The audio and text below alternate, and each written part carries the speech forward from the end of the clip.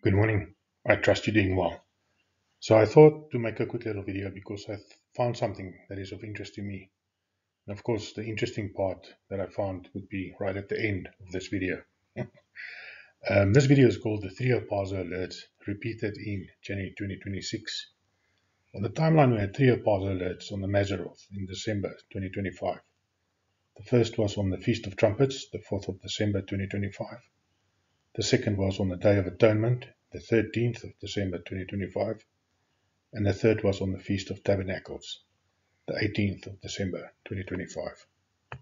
Daniel from Blow the Shofar channel provided us with Ezekiel 24, Jeremiah 52, and 2 Kings 25.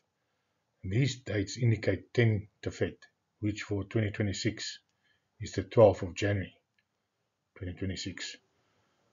With the Exodus journey that we had on the timeline that started on the 23rd, 24th September 2025, we last had Moses on the timeline on the Day of Atonement. So Paul's shipwreck journey lasted for 31 days. Counting 31 days from the Day of Atonement, this is where Moses came down the mountain in the Bible on the Day of Atonement, but on the timeline it's the 13th of December, brings us to the 12th of January 2026, and that's Paul's shipwreck journey. Now the question is, what about the other Harpazo alert dates in December 2025? This is the Harpazo alert of 3 January 2026. So the 4th of December 2025 was the Feast of Trumpets on the Mazzaroth. And this is where we received our first Harpazo alert. Adding Paul's 31 days brings us to the 3rd of January 2026. This is where Jesus' timeline stopped, which began on his birthday on the 24th of September 3 BC and ran for 2027 years and 100 days.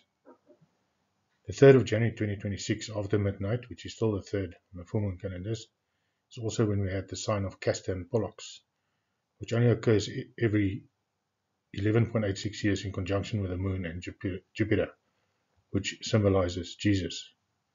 Paul's ship was called Castor and Pollux. Esther's timeline also stopped here, which is the first of Tefet, and the Bible says she was given unto the king in Tefet. And America bombs Venezuela BRICS for the first time. Okay, so we've gone through the Harpazo alert of 12 January 2026.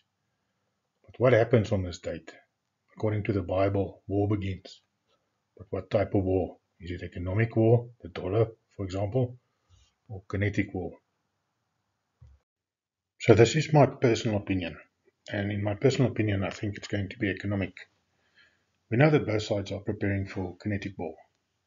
And kinetic war is often preceded by economic war, which, as we know, has already begun. I believe that they will target the dollar as the world's reserve currency.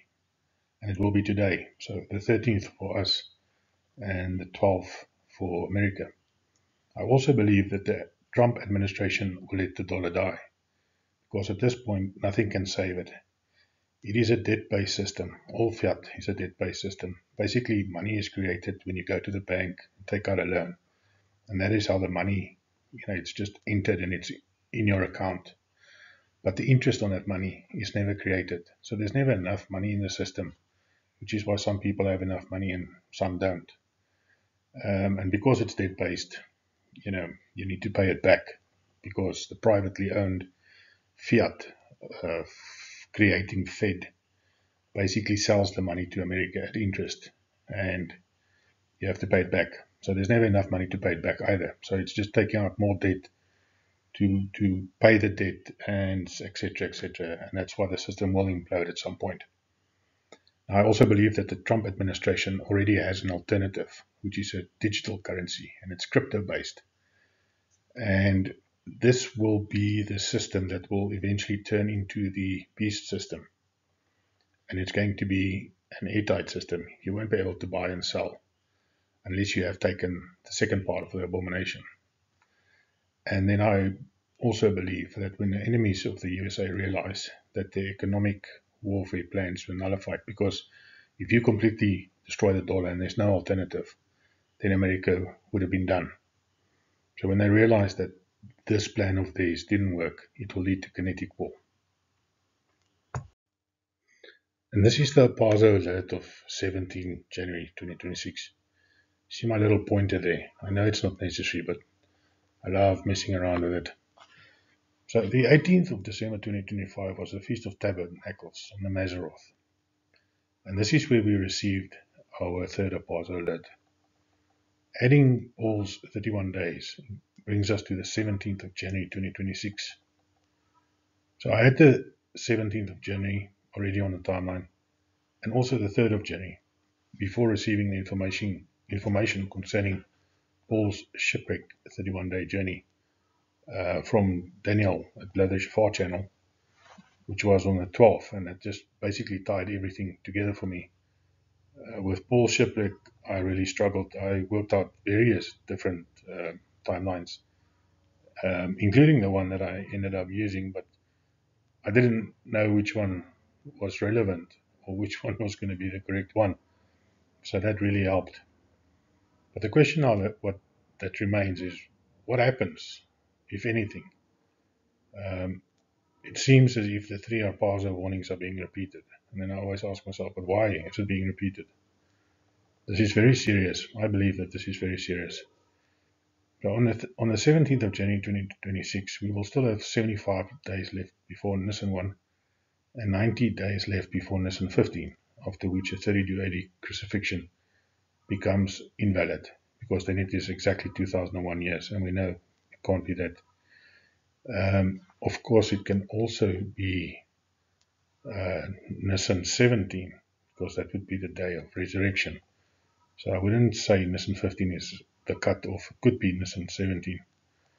But nevertheless, we are running out of time. We all know that we are in the season. Of those of you that are still listening to my videos, also believe that we are in the season. And this is the season that began, of course, on the 23rd, 24th September 2025. It's just over 3 months. But for me personally, every single day for the next 90 days are extreme high watch days. And I say they're starting with this week, but of course it started in September. Needless to say that this week is off the charts. So this is the little interesting thing that I found. The 1st of Nisan 2025, that's the beginning of the year on the agricultural calendar.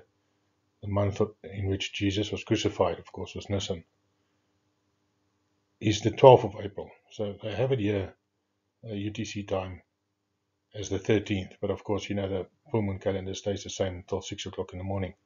So it's the 12th of April. And we read from Acts 27, verse 37.